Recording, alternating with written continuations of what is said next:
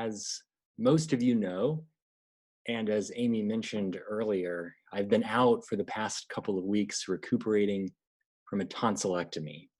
It was not pleasant, but it was necessary.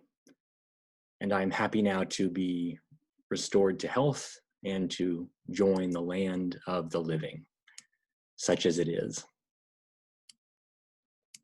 Thank you for your well wishes, your prayers, your cards, your text messages. While post-operative pain is most unwelcome, your caring words served as constant reminders of this generous and thoughtful community of which I am lucky to be a part.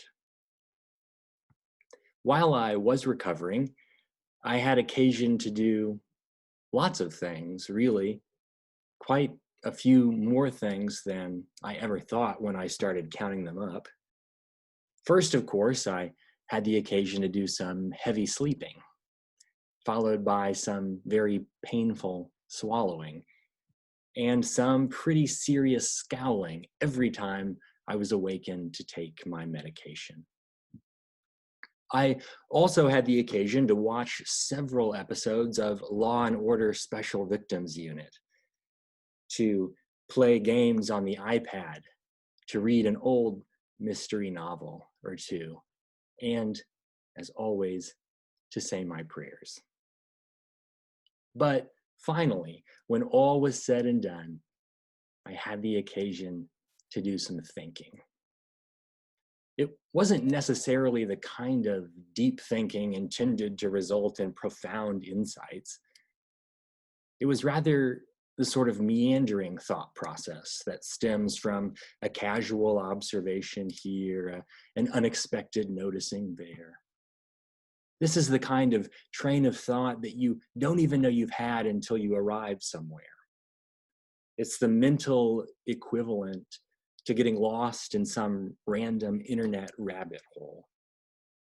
Have you ever Googled something and ended up somewhere completely different? If you're anything like me, after searching for, say, the song Somewhere Over the Rainbow, you'll inevitably end up on Judy Garland's Wikipedia page. And before you know it, you're reading about Mickey Rooney and Ethel Kennedy in the 1968 presidential election, having traversed some internet maze that could never, ever be replicated. But I digress. As I said, circuitous though it may have been, I had the chance to do some thinking. Most of it occurred as I sat at home on a love seat by a large picture window. It was there that a pair of cardinals would come visit me each day. They would land on the air conditioning unit just outside. The male would walk along the unit's surface, chewing up small leaves and chirping at the ground below. And not long after he arrived, a female would join him, singing her own unique version of their song. As I watched them, I remembered learning that cardinals mate for life, so I couldn't help but think of them as husband and wife, even though I know no such categories exist in the animal kingdom. Nevertheless, I began to wonder more about them. How did they meet? Where exactly is their nest? Perhaps their daily jaunts to my air conditioner are the equivalent of the daily walks that so many of us are taking as we shelter at home. Needless to say, I grew accustomed to their stopping by. It was by no means like clockwork, but it did happen with stunning regularity. These cardinals weren't the only things I thought about. As it happens, as you sit for hours on end, sometimes anxieties creep into your mind, both personal and societal. My lease, for instance, which the landlord has failed to renew or to terminate, is now 3 months past the deadline. I sure hope I have somewhere to live, I would think. I also thought about the University of the South at which I teach. In the season of transition and uncertainty, what will new leadership bring? Will my students be able to return in person? Will life as I know it be virtual for the rest of this year? I also thought about my sister, Leslie, who has been mandated to return to work along with a host of other employees. Will she be able to stay safe? I thought about my sister, Erica, who is not mandated to return to work and remains at home all day long with a full-time job, a toddler, and perhaps scariest of all, a husband. But once my renewal notice came, and after I'd had some conversations with friends and family, I began to worry about other things. Some might even call them more important things. Has the racism so long accepted in this country finally reached a tipping point? How many more of God's children must die in order to secure equality, not simply under the law, but in our hearts and minds? It's amazing how anxieties seem never to be in short supply, especially when the mind is left to wander. But I would say what's even more amazing, even amidst life's anxieties, is the calming effect of those visiting cardinals. A funny thing happened as I sat by the window, hour after hour, greeting the cardinals as they came.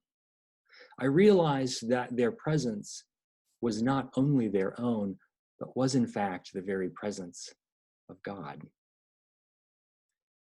Here is God, I trained myself to think as the cardinals came by each day. Here is God checking in, showing himself, reminding me as I soothe my throat and hug my stomach that I am not alone.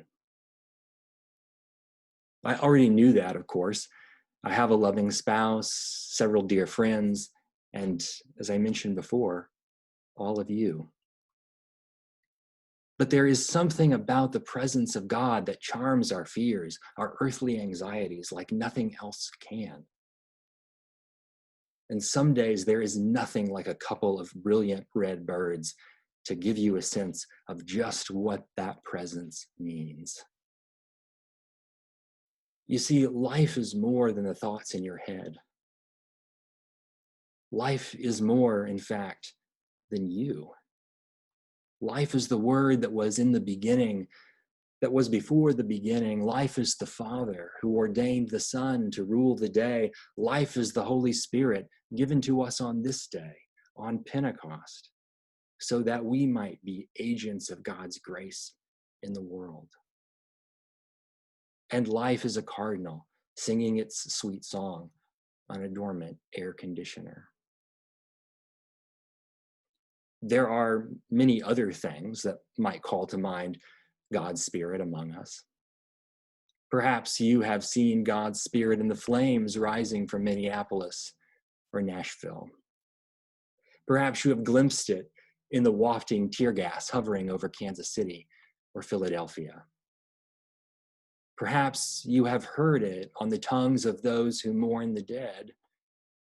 Perhaps you have glimpsed it in the fiery trail of the rocket ship as it takes to flight. But so long as we're speaking of birds, it's worth mentioning that the dove is the bird we ordinarily think of as a sign of the Spirit, and for good reason. It is a dove that descends on Jesus after his baptism in the Jordan River, and a dove that brings an olive branch to Noah after the flood. But today, Pentecost 2020, perhaps a cardinal will do. After all, its wings are indeed like flames, tongues of fire all their own, alighting in the fullness of spring. Yes, I think we would all do well to notice the cardinals, and when we do, to sit with them for a little while. They might just bring us news that will change our lives forever. The news that God is here, His Spirit is with us, and it will never, ever go away.